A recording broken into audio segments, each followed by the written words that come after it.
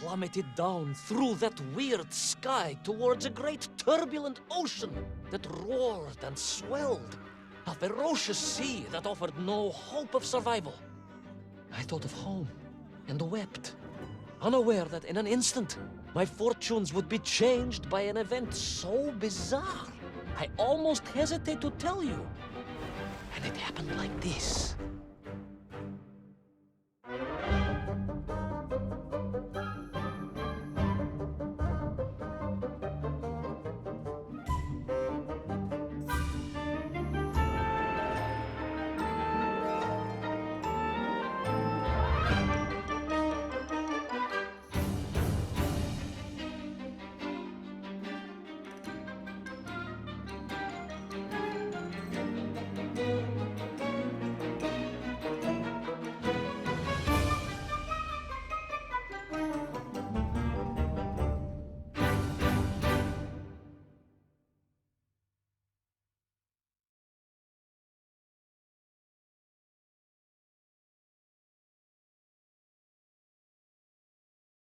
A giant whale? It was huge, General. You were swallowed by a giant whale. Yes, General. You look remarkably well for a man who was swallowed by a whale. I am blessed with a strong constitution, General.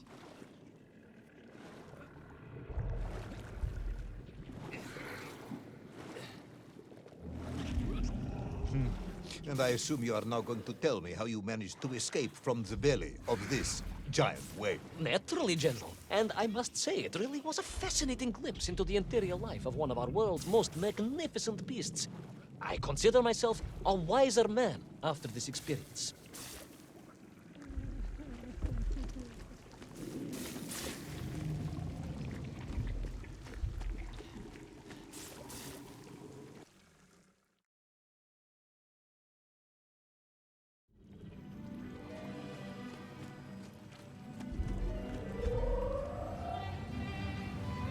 An extraordinary place, General. I could perhaps deliver a lecture on the subject to Moscow University Zoological Society, if you like. I only want to help. The Moscow University Zoological Society has, I suspect, better things to do than listen to the ramblings of a man who claims he was swallowed by a whale.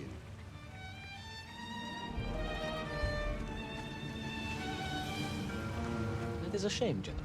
People can be so closed-minded. I, on the other hand, have little choice but to hear you out.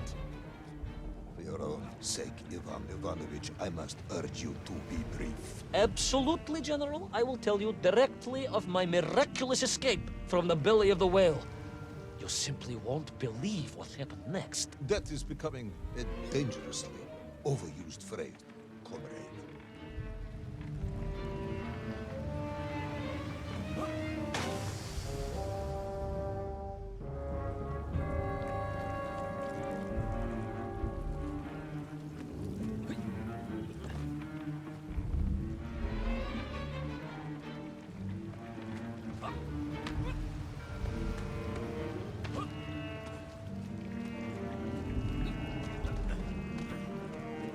And so I found myself deep within the whale's organs.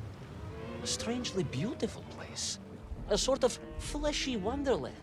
A glade of polyps and globules. A landscape as awe-inspiring in its way as the forests and mountains of Altai. Oh, my home, General, that I yearned and longed for, and only hoped, as I hope now, that I might one day see again. I think we're all longing for home at this point. Oh, with warm slippers, a mug of steaming Spitzin, and a roaring fire. Not far from home, trapped inside a monstrous fish with only the strange and evil-looking worms that infested its gut for company. With only one's dedication to one's country and mission to keep one from falling into despair. But no, General, I could not. I had to escape, to find little Orpheus and my way back to the surface and home.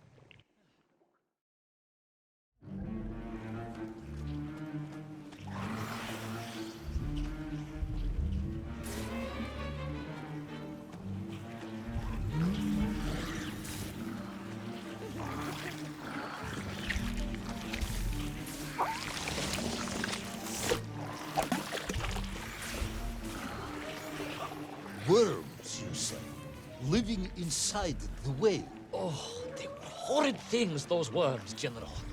And most unwelcome, I would say. Parasites. Just how rampant their infestation was, nor of the tremendous sizes they could grow to. At that point, my thoughts were only of escape. And I had a plan. Yes, I'm sure you did.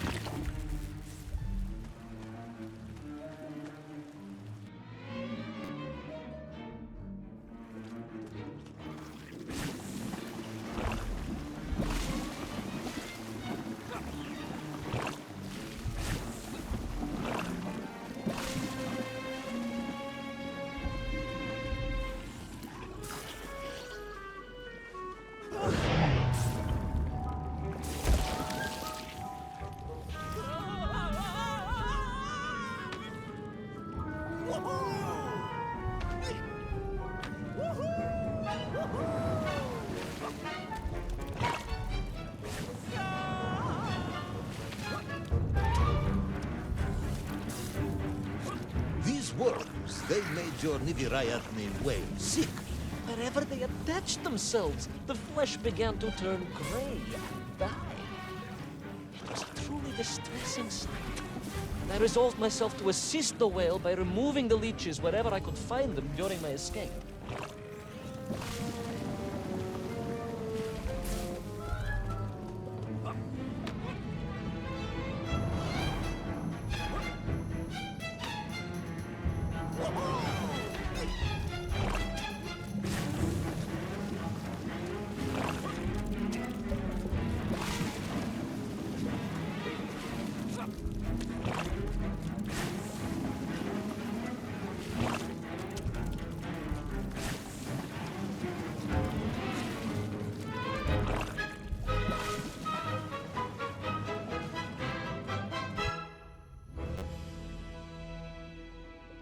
In my mind, it was a simple plan, General.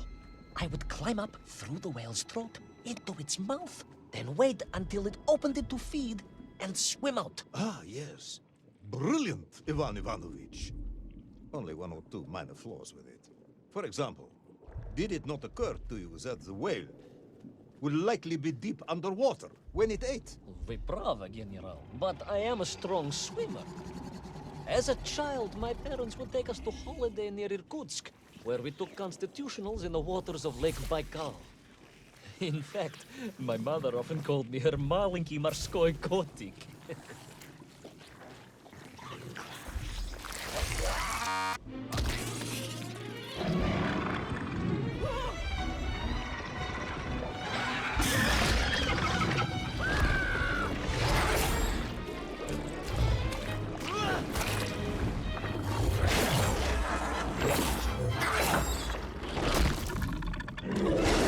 Giant worm for a giant whale, huh?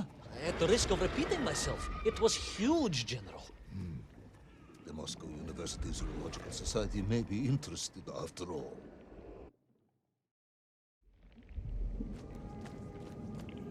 Let us take a moment, Ivan Ivanovich. Your ridiculous plan to escape through the mouth of the whale failing, you would now have me believe you had embarked on some misguided crusade to free it of the worm infestation. To what end, exactly? When one suffers, we all suffer, General.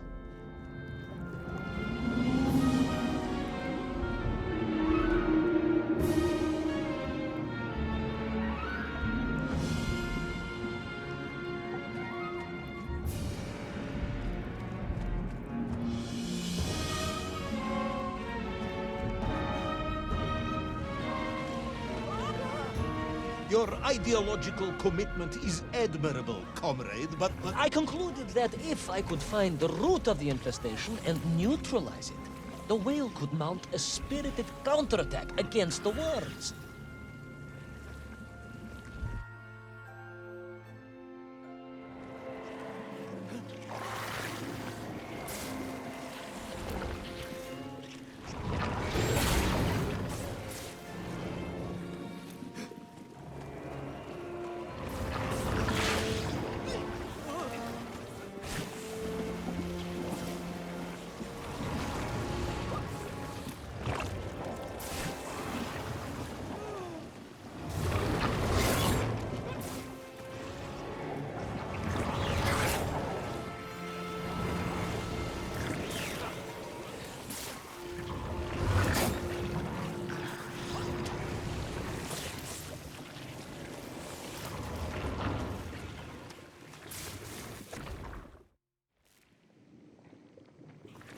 And then, victorious, the whale would surface to expel the remaining poisonous muck and slime from its body.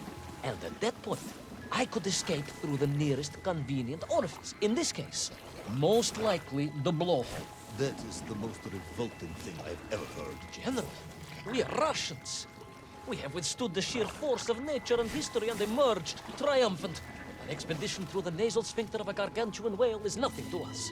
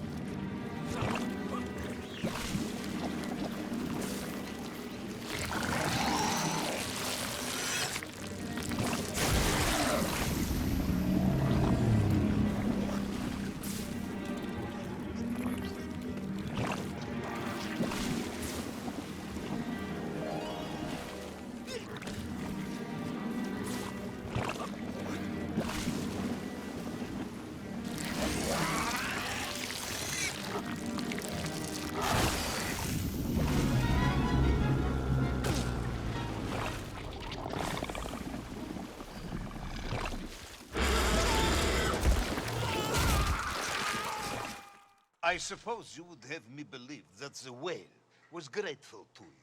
Oh, well, General, that would be presumptuous. I doubt it was even aware of my presence. But I had more immediate problems. For if the whale might have been relieved by my actions, the worms were enraged. Worms Furious. Worms Incandescent. do not feel Violently indignant. emotions. Demented, General. Deranged. Enough!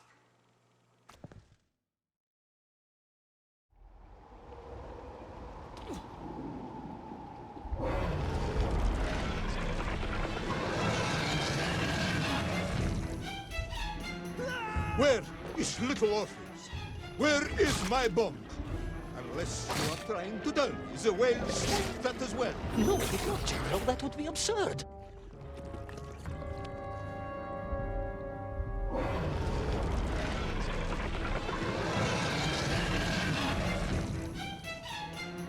Where is little Orpheus? Where is my bomb? Unless you are trying to tell me the whale smoked that as well. No, it did not, General. That would be absurd. No, Ivan Ivanovich, you are absurd. Your story is absurd. This whole ridiculous fairy tale is absurd.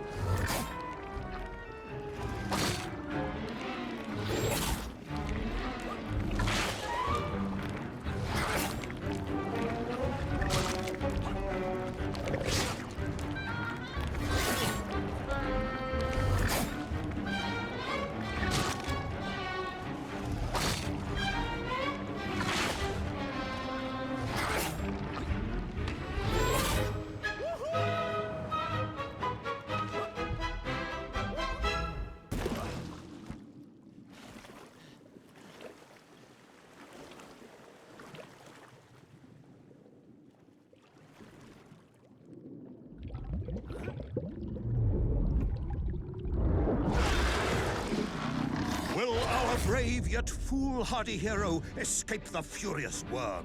Will he be doomed to spend his days trapped in the innards of a bad-tempered cetacean?